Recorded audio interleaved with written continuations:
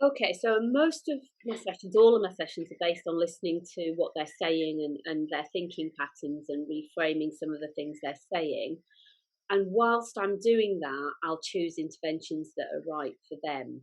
I I would say always start with a strength test. So I'd have the first session, get them knowing what coaching is, and then I would give them a strength test and talk them through what that is. And between my first session and second session, I'd have a look at that. And then we would use that strength maybe in that session, the next session, but we would use that throughout coaching. So I would constantly be going back to how did you use your strength in that, or how could you've used that particular strength in that way. So that's like a foundation for me.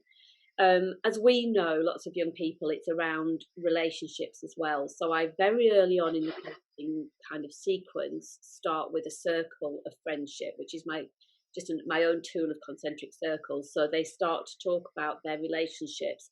It just enables them to do something while we're on the screen, but they're talking about each of the relationships and how close they are to them, which gives you kind of a quicker way of them talking about who's in their life than just it naturally coming out. I use positive emotions all the time. I may set that as an intervention, depending on how receptive they are to kind of the interventions and how they've been so far at filling things in. So, depending again on who the young person is, I'll I'll use positive emotions and I'll decide on how I'm going to use that intervention as a homework with them.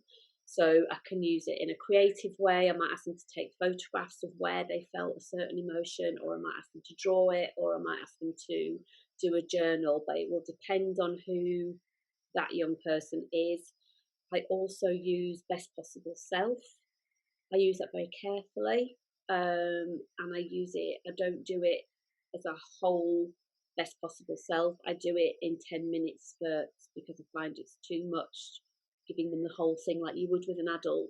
So I give it them in 10 minute spurts, if that makes sense to you. So we might say, like for 10 minutes, what will be your best possible self at home? Or for 10 minutes, what will be your best possible self at school?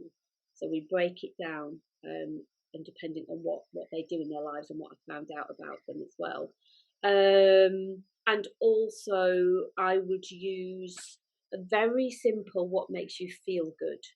So that way, I then bring out positive emotions from that. And I do that early on because if there's nothing that makes them feel good, we start to explore what could make them feel good. I don't at all. I ask them what they think it is. So I get their definition first of all. I often make a joke about it's not yoga and singing kumbaya or peace songs.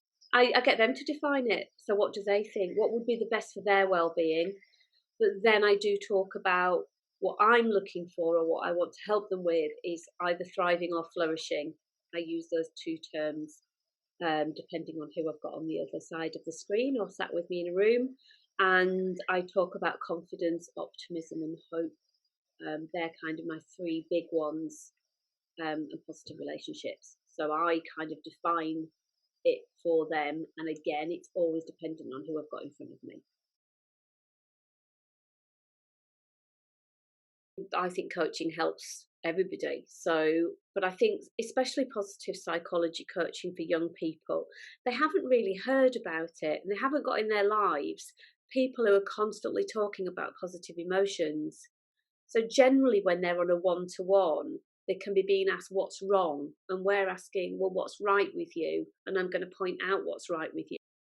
So just having that conversation of strengths and hope and optimism and positive emotions spoken about for an hour a week really helps them. And of course, we go into what's wrong and what's not quite right, but we shift it over to, well, how could you think about that differently? Or how could you tackle that differently? And what were the positive emotions you felt this week? And what were you grateful for this week? And so you naturally don't get those conversations anywhere else in life. So I think it just helps young people's minds shift to what's going right, what's going well, because there's always something going right and going well for them.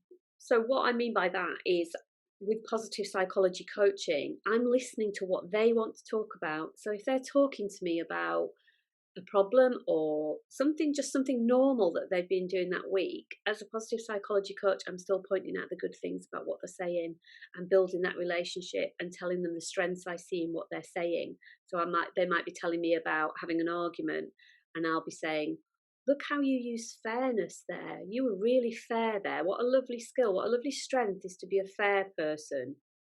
And then let them carry on. But I'm not necessarily using a tool to do that.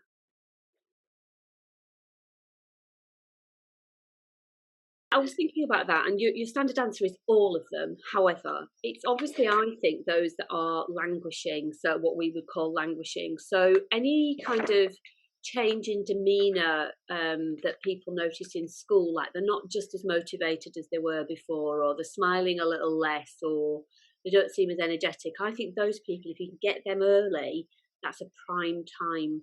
Just as you can see some little bit dipping, but as I said before, I think any time's fine, because it helps everybody. But I think those people who they're not in depression, they're not really not attending school and those things. If we can get them before that, those are the people who just flourish really quickly with coaching.